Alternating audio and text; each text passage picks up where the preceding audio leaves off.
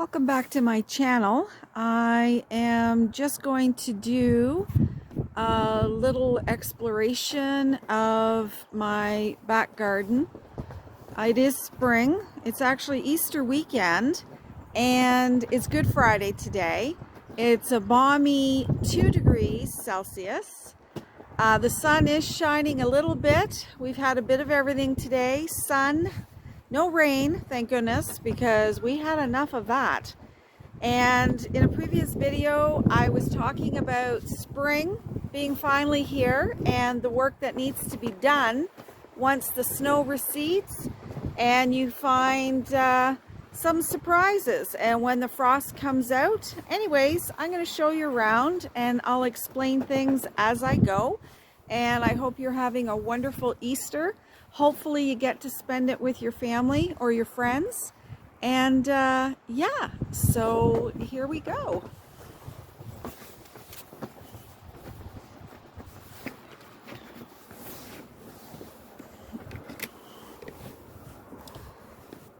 Now, as you can see, I have this long Big O, it's called.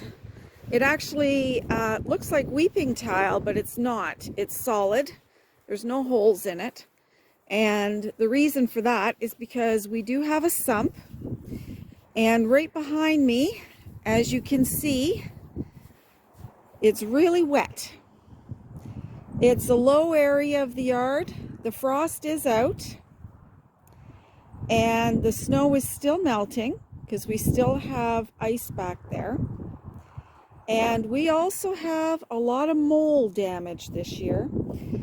Over here is one of the areas that I'm going to have to fix when it dries up, because they can do a lot of damage to your yard, digging up all the dirt. Everything is very wet, very dirty looking, and I am eager to get out here and start cleaning up my garden, which used to be my vegetable garden before I got sick with MS, and I wasn't able to do the tilling anymore and all the weeding and everything. It was too much work physically, so I decided to have a perennial garden instead. And right now it needs a lot of work, as you can see, but again, I have to wait until the ice melts because I still have quite a bit of ice, as you can see there. Now, earlier I was talking about this shed. This shed is just a small shed.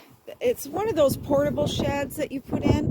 We bought 2 little ones, put them end on end. Just gonna have a peek inside here. And there's really nothing of great importance in here. Wheelbarrow, shovels, just random stuff. And I have to clean up all of this. All that has to go in there. The Big O, which is discharging the sump into our fire pit, actually. The reason for that is because we used to have it discharge closer to the house, but then that whole area would be really wet and take a while to dry up.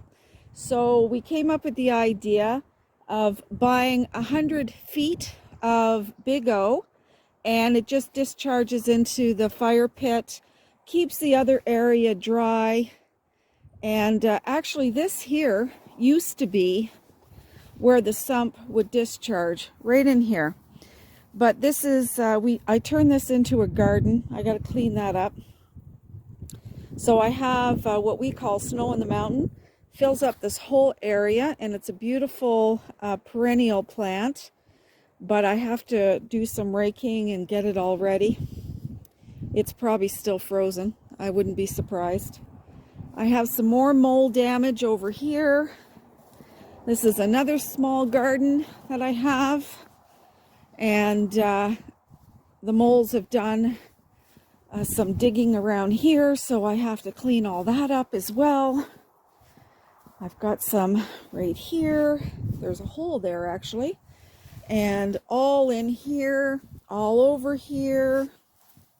All of this needs to be cleaned.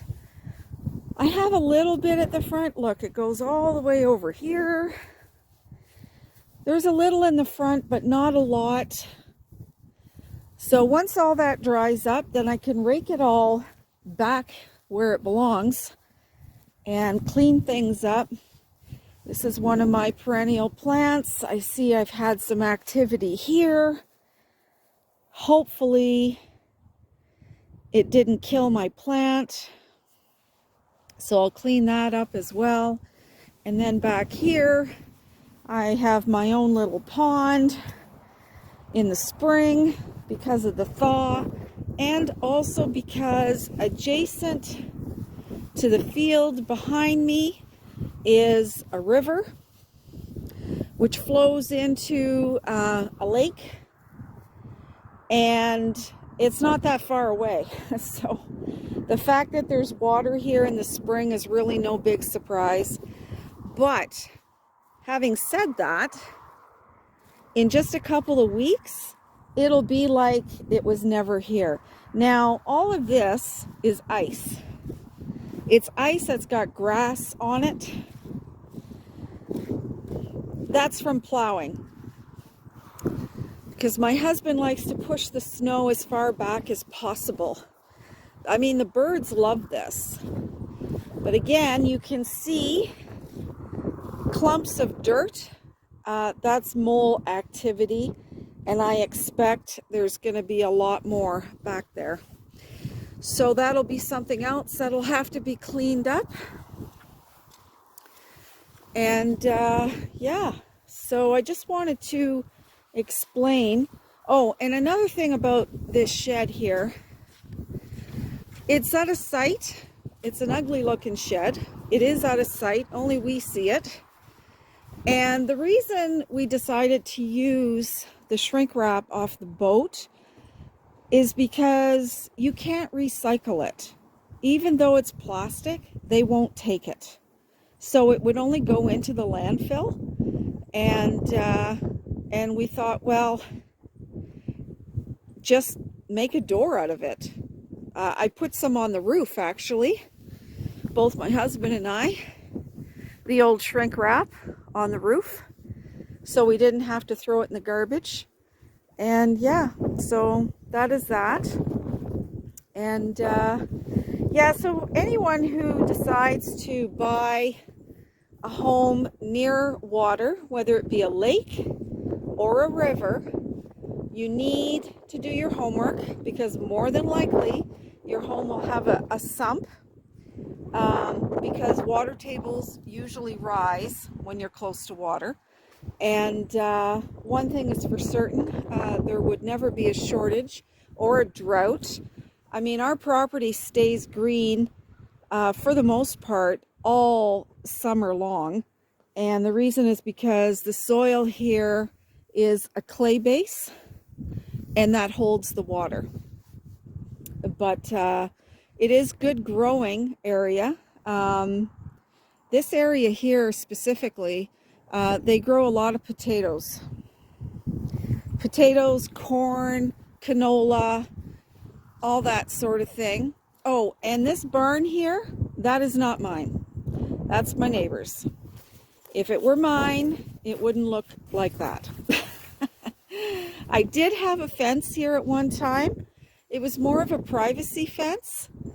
And I went away, and we had this horrible, horrible windstorm, and it absolutely tore it to shreds. So it's gone. The only thing standing are 2 posts, and that's it. The rest of it was on the other side of my yard, which is way over there, and it was because the winds just get too strong here.